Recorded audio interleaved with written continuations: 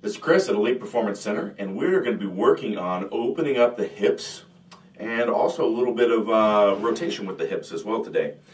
So this is one of my favorites. This is how I got from an immobile hips to being able to open up and do an ultra wide sumo pull that's allowed me to pull a lot and achieve that level of hip mobility. And it just takes time. So this film is going to be pretty short, but understand when I do these sessions, these are like 10-15 minutes sometimes of just relaxing into it. So every time I show you something, I'll relax for a couple 2 minutes after that and continue to move out. So I've got these handy little sliders here for my knees because we're going to be sliding out on the floor. There's going to be more than, so watch this whole video because there's going to be several different steps in here. You can do it without these, so you can do it on hardwood, concrete floors, the like, pretty easily with either some paper or some, a sock or whatever you have.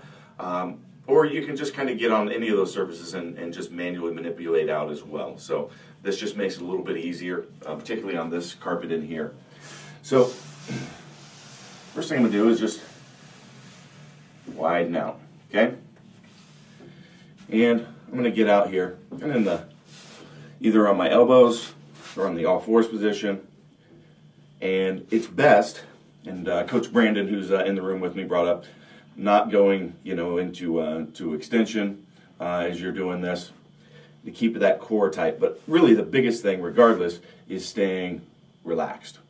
So we don't want to tighten up. So we're just going to spend some time, and then we're going to move back and forth in this position. So notice I'm trying not to tuck my pelvis in that position until I find those stiff points. And so that's the reason you wouldn't want to do that. The tucking the pelvis is going to help you avoid some of that. You're trying to get mobility in areas that you don't. You want the mobility in the hip. So you're going to find where it's tight and then spend some time relaxing, moving through that point, and find new points. Then you can reach and open up more. Do the same thing and then rinse and repeat. Once you get bored with that, you can actually take those adductors, and we actually are going to tighten them up for like 8 seconds. So you're going to squeeze the floor. So squeeze it up. Not going to actually move, but keep them fixed where they are. And I just did that to kind of show you what I was doing. Doing those adductors, fire, squeezing in. And I'm going to grab the floor, twist it up for 8 seconds. Contraction, relax. Oh, see, man, I just moved out further. I can reach in there and push out a little bit further. Okay? Then, once you think that you're close to your limits, again, move back and forth again, kind of go through that. So take those glutes and fire them and push them into the floor. Boom. And try to squeeze open a little bit more. So that is kind of more of the static portion of this. Now we're going to move into a little bit of rotation of the hip and actually do the tactical frog. So what I'm going to do here is I've got my pocket right there. And I'm going to take that and put it to the floor by raising and rotating my hip. Boom. Boom. Okay, and we're going to do the other side.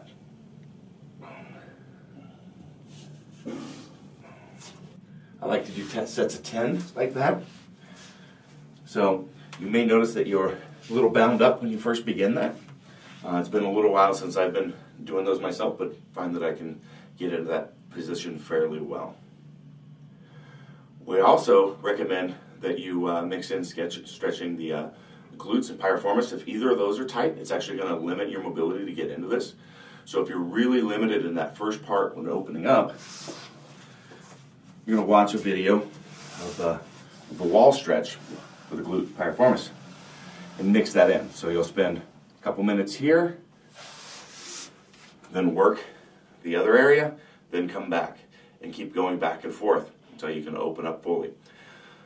This is something I recommend if you've got some issues that you spend 5-10 minutes, maybe even 15 minutes a day. Just time. You can be watching TV, you can be reading a book, whatever it is. There's no excuse. Do it every day for a couple months. Don't be doing this before you squat. Okay? We don't want to overstretch those areas before we put load on those critical areas. Okay? If you're going to do it before because you're having trouble getting in position, let's say I can't hit depth on squatting, or I can't get out without my knees caving on deadlifts.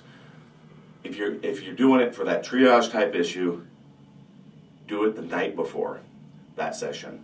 So give yourself a chance to recover, you regain a little bit of resilience, because we don't want to have those areas weakened up. Deadlifting, sumo deadlifting, I could see spending a little bit of time opening that up, but don't get aggressive with it before you load those areas.